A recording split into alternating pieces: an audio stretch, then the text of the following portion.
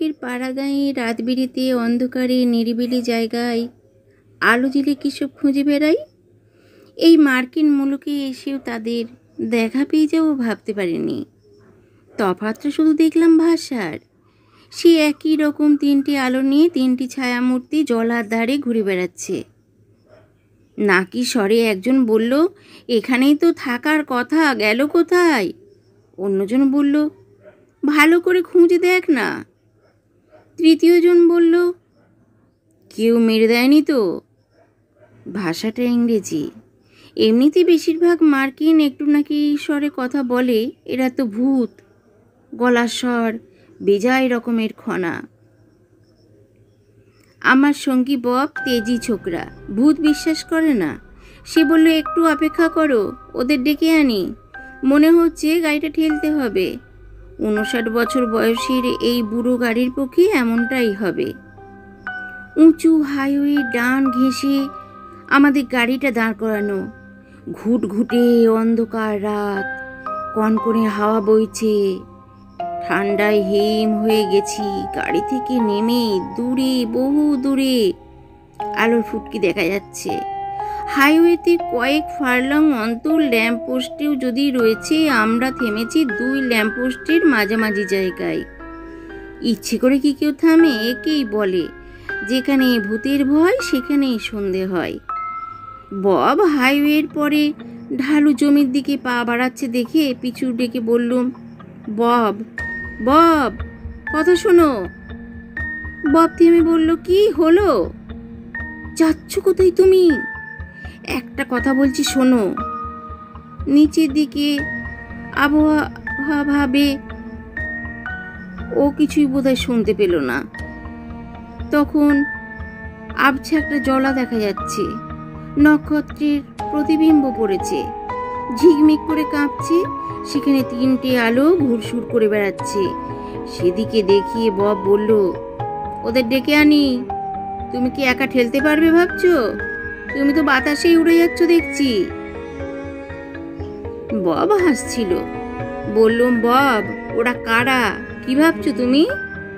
Bob সেদিকে তাকিয়ে বলল, এখানে একটা গরুর খোঁয়ার আছে দেখেছি। ওরা খোঁয়ারেরই লোক হবে, না হলে খামার বাড়ির চাষাভুষো। 2 পা এগিয়ে চাপা গলায় বললুম, ওরা কি বলা বলি করছিল আমার কানে এসেছে বব। শ্যামখুড়োর কুটির। এবার বব একটু চমকালো বুঝি। সেও গলা চেপে বলল, আমাদের উপর ওরা হামলা করবে বলছিল নাকি? দেখো, হাইওয়েতে এমন হামলা প্রায়ই হয়, তবে আমাদের কাছে দামি কিছু তো নেই। তাছাড়া আমার কাছে একটা অটোমেটিক রিভলভার আছে, ভেবো না। বললুম, না না, আমার ধারণা ওরা হয়তো মানুষ নয় বব। বব অবাক হয়ে বলল, মানুষ নয় মানে? তবে ওরা কি? দেখো বব, তাহলে তোমায় অনেক গল্প বলতে হয়। ঠান্ডায় কাঁপতে কাঁপতে ব্যস্তভাবে বললুম, বরং হাইওয়েতে দাঁড়িয়ে থেকেই আমরা কোনো গাড়ি থামিয়ে সাহায্য চাইব। বব রাস্তার দুদিকে ঘুরে ঘুরে দেখে নিয়ে বলল, আশ্চর্য তো, এখন কোনো দিক থেকেই গাড়ি আসছে না। এটা এক আন্তঃরাজ্য হাইওয়ে। 24 ঘন্টা গাড়ির বিরাম থাকে না। হঠাৎ বন্ধ হয়ে গেল কেন? সেই জন্যই তো বলছি গতিক ভালো নয়। এসো, আপাতত গাড়ির ভেতর ঢুকে সিগারেট টানি। ঠান্ডায় দাঁড়িয়ে থাকা যাচ্ছে না। বলে আমি গাড়িতে ঢুকে বসলুম। বব কিন্তু এলো না। বলল, এদিকে লোকগুলোও চলে যাচ্ছে যে, হাতেরই তোমার কথা নিকুচি করেছে। বসো, এক্ষুনি আসছি। সে দৌড়ে ঢাল বেয়ে নেমে গেল। নিচে জলার ধারে আরও 3টে আলো উঁচুতে উঠে এগিয়ে যাচ্ছে, কালো টিলার মতো উঁচু জায়গার দিকে। একটু পরে কিন্তু 3টে আলোই মিলিয়ে গেল। তখন বব ফিরে এসে বলল, বেটার ছেলেদের অত করে ডাকলাম, শুনতেই পেল না। দেখো দেখি কি মুশকিলে পড়া গেল। ওহে, একবার বেরিয়ে একটু ঠেলে দাও না, দেখি কি হয়। এসো এসো। অগত্যা বেরোতে হলো। বব একপাশে দাঁড়িয়ে ঠেলতে ঠেলতে স্টার্ট দেওয়ার চেষ্টা করলো। অন্যদিকে আমি কাঁধ লাগালাম, কিন্তু গাড়ি কান্নার মতো শব্দ করতে থাকলো, শুধু স্টার্ট নিল না।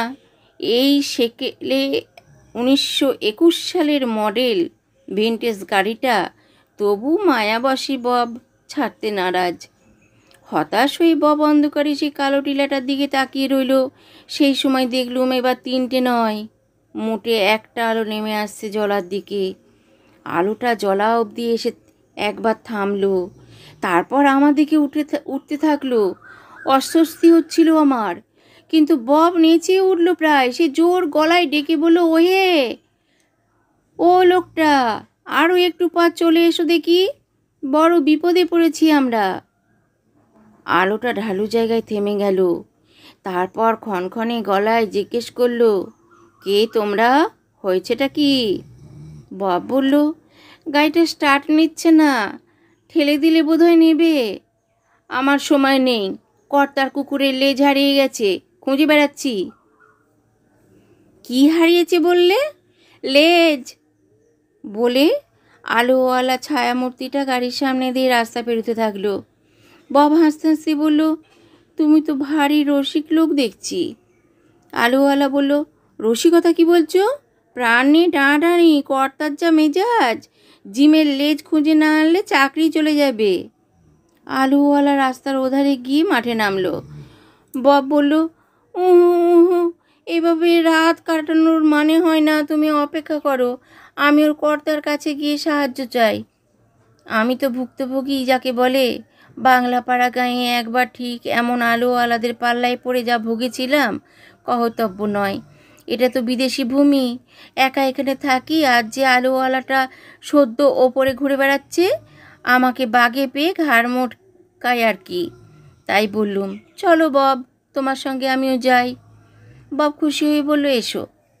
মানে একটা ভরসা হচ্ছে, দুজন একসঙ্গে থাকলে ওরা সুবিধা করতে পারবে না।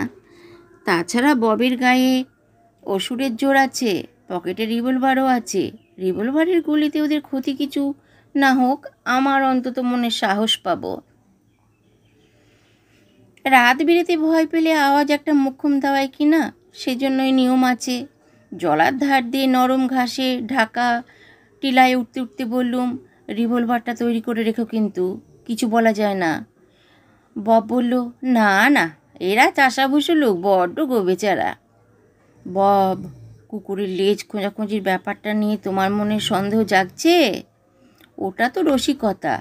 তুমি মার্কিন চাষাভুষোদের হালচাল জানো না, ওরা ভারী রসিক। যে কর্তার কথা বললে সে রসিক নাও হতে পারে। চলো তো দেখি লোকটা কেমন। বলে বব জঙ্গিংয়ের ভঙ্গিতে টিলাটা বেয়ে উঠতে থাকলো। আমার হাঁপ ধরে যাওয়ার দাখিল। কুকুরের ডাকটা তখন সত্যি বলে মনে হচ্ছিল আমার। ভূতদের কুকুর থাকতে পারে, কিন্তু তারা কখনো ডাকে শুনেনি। যত এগোচ্ছি কুকুরটার হাঁক ডাক তত বেড়ে যাচ্ছে। সামনে আবছা একটা বাড়ি দেখা যাচ্ছিল, কিন্তু কোনো আলো নেই। এমন তো হওয়ার কথা নয়, এদেশে বিদ্যুৎ ছাড়া চলে না। শুধু আলো নয়, হাজার রকমের দরকারি কাজে বিদ্যুৎ লাগে। বব বলল, ভারী অদ্ভুত তো। মনে হচ্ছে বাড়ির ভেতর কুকুরটাকে বেঁধে রেখে বাড়ির লোকেরা কোথায় বেরিয়েছে, আলো নেই কেন? এবার ফিসফিস করে বললুম, বব, সেই জন্যই তো তখন বলছিলুম এরা মানুষ নয়। বাবা আমার কথা শুনে হেসে উঠল। তখন থেকে তুমি মানুষ নয় মানুষ নয় করছো কেন বলো তো? আসল কথাটা বলতে যাচ্ছিলাম। হঠাৎ বাড়ির সবগুলো আলো একসঙ্গে জ্বলে উঠল। কুকুরের ডাকটাও থেমে গেল। সামনে সুন্দর একটা কাঠের বাড়ি দেখতে পেলুম। ছোট্ট লনে একটা ফুল বাগিচাও দেখলুম। বব দৌড়ে গিয়ে বারান্দায় উঠল এবং দরজায় নক করল। আমি লনে দাঁড়িয়ে আলো অন্ধকারে চোখ বুলিয়ে বিপজ্জনক কিছু আছে কিনা খুঁজতে থাকলুম। দরজা ফাঁক করে এক বুড়ো ভদ্রলোক উঁকি মেরে বললেন, কি চাই? বব সবিনয়ে বলল, দেখুন, আমরা আসছিলাম সিডার র্যাপিড এয়ারপোর্ট থেকে। এক বন্ধুকে প্লেনে তুলতে গিয়েছিলুম। ফেরার পথে গাড়িটা বিগড়ে গেছে। বুড়ো নির্বিকার মুখে বললেন, আমি কি করতে পারি? দয়া করে যদি আপনার লোকদের একটু বলেন। ভদ্রলোক বললেন, আমার লোকেরাই সবাই এখন কাজে বেরিয়েছে। রাগী বব খাপ্পা হয়ে বললেন, কুকুরের লেজ খুঁজতে বুঝি? আশ্চর্য, ভদ্রলোক খিক খিক করে হাসলেন। তাহলে তো জানোই দেখছি, আমার জিমের ওই এক দোষ বুঝলে, বেড়াতে গিয়ে একটা না একটা কিছু ফেলে আসবেই। প্রত্যেক দিন। আজ তো লেজ ফেলে এসেছে, কাল এসেছিল সামনের বাঁ ঠ্যাংটা ফেলে। হতবাকা খোঁড়াতে খোঁড়াতে বাড়ি ফিরেছিল। শেষে অনেক খোঁজাখুঁজি করেই পাওয়া গেল একটা ওক গাছের মাথায়। বব রাগ চেপে বলল, উড়ে গিয়ে আটকে ছিল বুঝি? না না, বুড়ো খুব হাসলেন। দুষ্টু বাজ পাখির কাজ। ভাগ্যিস পরদিন খাবে বলে বাসায় রেখে দিয়েছিল, নইলে জিম খোঁড়া হয়ে থাকতো। বলেই বুড়োর চোখ পড়ল আমার দিকে। বললেন, ওটাকে? চটপট বললুম, আমি ভারতের লোক, এদেশে বেড়াতে এসেছি। দরজাটা পুরো খুলে ভদ্রলোক বেরোলেন।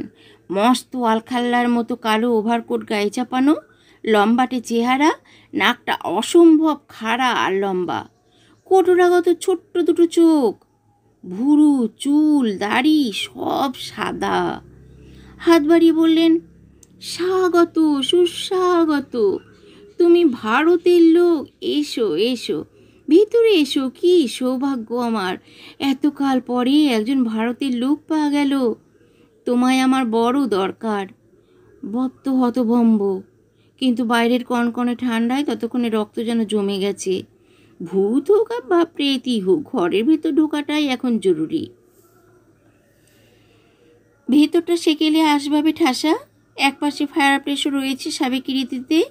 কান্ট্রি এলাকায় মার্কিনদের ঘর গরম রাখার ব্যবস্থা সত্ত্বেও শখ করা ওরা সেকালের মতো ফায়ারপ্লেক্সের আগুন জ্বালে এবং সেখানে বসে গল্প সল্প করে। বব গুম হয়ে বসে রইল। ভদ্রলোক বললেন, আমার নাম শ্যাম বানভিল। এই এলাকায় লোকে আমায় আঙ্কেল শ্যাম খুড়ো বলে ডাকে। আগে কফি খাও, পরে কথাবার্তা হবে। দুধ চিনি ছাড়া কালো কফি খেতে আমি ততদিনে অভ্যস্ত, কিন্তু মুখে নিয়েই বুঝেছি গণ্ডগোল আছে। রুমাল বের করে মুখ মোছার ছলে তরল পদার্থটুকু পাচার করে দিলুম। তারপর আর চোখে দেখি বব কাপ থেকে কি হাতের 2 আঙুলের সরু কি একটা টেনে তুলে বলল, এটা কি শ্যামখুড়ো? বাজ পাখির আঙুল নাকি? শ্যামখুড়ো চোখ বুজে দুলতে দুলতে বললেন, না না, ঘাস ফড়িং। বব বলল, চিনি পাখির বাসার ঝোল রান্না করে খায় শুনেছি, ঘাস ফড়িং সেদ্ধ করে কফি খাওয়ার কথা জানা ছিল না। আশা করি ডিনারে আপনি ছুঁচোর রোস্ট এবং পাচার পারকের স্যালাড খেয়েছেন। শ্যামখুড়ো খিকখিক করে হেসে বললেন, তোমাদের আমি ডিনার খাওয়াতে পারতুম, তুমি ঠিকই ধরেছ। বাঁচা গেল, মার্কিনরা রাতের খাওয়া সূর্য ডোবার সঙ্গে সঙ্গে খেয়ে নেয়। কাজেই আমিও বব শ্যামখুড়োর কাছে যদি ওই সময় আসতুম কি হতো ভেবে শিউরে উঠলুম। বব কফির কাপটা রেখে দিয়ে ততক্ষণে খুড়ো আপন খেয়াল বসে বসে দুলছেন, নইলে নিশ্চয়ই আপত্তি করতেন এবং গিলতে বাধ্য করতেন। দেখা দেখি আমিও কাপটা রেখে দিলাম। এই সময় একটা প্রকাণ্ড কালো কুকুর নিঃশব্দে ঘরে ঢুকে খুড়োর পায়ের কাছে বসলো। অবাক হয়ে দেখলাম তার লেজটা পুরোপুরি বাদ, লেজের জায়গায় একটা গর্ত মতো রয়েছে। কুকুরটার জলজলে চোখ, সেই চোখে আমায় দেখে ভীষণ ভড়কে গেলুম। কিন্তু ভরকালে চলবে না, সাহস চাই, প্রচুর সাহস। বব কুকুরটাকে দেখে বলল, খুড়ো, আশা করি জিমকে কুকুরের স্বাভাবিক খাদ্য খাওয়ান। শ্যামখুড়ো জবাব দেবার আগে জিম করল কি যেন ববকে দেখবার জন্য মুখ বাড়িয়ে ফায়ার প্লেস থেকে একটা জ্বলন্ত কাঠের টুকরো কামড়ে নিল। তারপর মুখ কাত করে হাড় চিবোনোর ভঙ্গিতে চিবুতে শুরু করলো। অঙ্গারের কুচি চিরবির করে ছিটকে পড়তে থাকলো। এতক্ষণে বব ভীষণ চমকে উঠল এবং তার চোখ দুটো ছানা বড়া হয়ে গেল। সে হাঁ হাঁ করে তাকিয়ে রইল। শ্যামখুড়োর চোখে পড়ল, ব্যস্তভাবে বলে উঠলেন, আহ জিম, খায় না, ছি, খায় না, বদহজম হবে। তখন সেদিনকার মতো ঘোড়ার নাদির গুলি গিলতে হবে। এবার শ্যামখুড়ো আমার দিকে তাকিয়ে বললেন, তোমার সঙ্গে কথাবার্তা শুরু করা যাক। ওহে, তোমরা ভারতীয়রা নাকি অনেক রকম গুপ্তবিদ্যা জানো, মানে অকাল্টের কথাই বলছি। একটু নমুনা দেখাও না আমায়। খুড়োমশাই, আমি তো কিছু জানি না। করুণ মুখভঙ্গি করে বললুম। আর চোখে লক্ষ্য করলুম ববের ঠোঁটের কোনায় মুচকি হাসি ফুটেছে। আমার অবস্থা দেখেই হয়তো বা। শ্যামখুড়ো বললেন, জানি নে বললে ছাড়ছি নে বাপু, বলি আপত্তিটা কিসের? বিদ্যে তো অপরের কাছে জাহির করার জন্যই। বিদ্যা জেনে কি কেউ ঘরে চুপচুপ বুক করে মুখ বুজে বসে থাকে? কই ঝাড়ো একখানা নমুনা। ধরো শূন্যে মাটি ছাড়া হয়ে বসা, কিংবা জ্বলন্ত আগুনে পিঠ দিয়ে শুয়ে থাকা, যে কোনোটা। বেগতিক দেখে বব বলল, বরং তোমার তাসের ম্যাজিকটা দেখাতে পারো খুড়োকে। খুড়ো ভুরু কুচকে বলল, ম্যাজিক কে দেখাতে চেয়েছে ছোকরা? তেজি বব বলল, সবই তো ম্যাজিক। ওই যে অকাট না ফকাল্ট না গুপ্তবিদ্যা কথা বললেন আপনি, তার স্রেফ ম্যাজিক ছাড়া কি? একটু আগে আপনার জিমের আগুন খাওয়াটাও তো ম্যাজিক। আপনি আসলে একটা ম্যাজিশিয়ান, তা কি বুঝিনি? কি বললে? শ্যামখুড়ো রাগের চোটে শটান উঠে দাঁড়ালেন। আপনি ম্যাজিশিয়ান? বব অকুতোভয়ে বলল। আমি ববের দিকে বারবার চোখ টিপছি। এই বিপদের সময় তর্ক করতে নেই। গুয়ার রব আমার দিকে তাকাচ্ছেই না। এদিকে শ্যামখুড়ো দাঁত কিরমির করে তাকিয়ে আছেন। ঘুরি ঘুরি চোখ দুটো দেখতে পাচ্ছি স্ফুলিঙ্গ ঠিকরে পড়ছে। তবু হাঁদারাম বব কিচ্ছু আঁচ করছে না।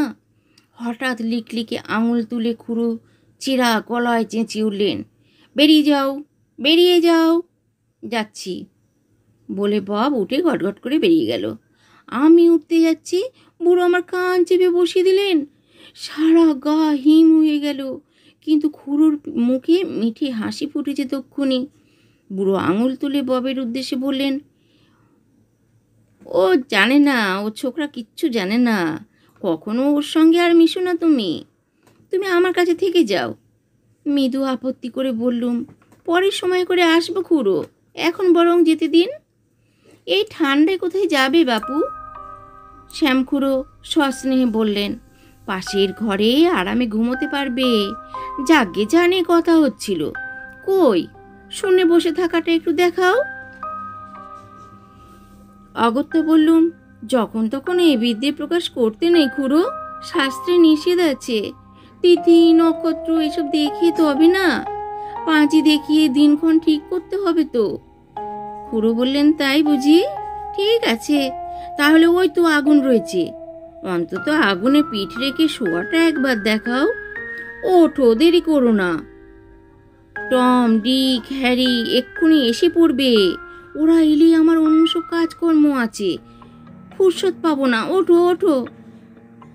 আগুনটাও এই সময় ফায়ারপ্লেক্সে কে জানে দাও দাও করে জ্বলে উঠলো। আঁতকে উঠলুম। শ্যামখুড়ো লিগলিগে আঙুলে আমাকে খোঁচাতে শুরু করেছেন।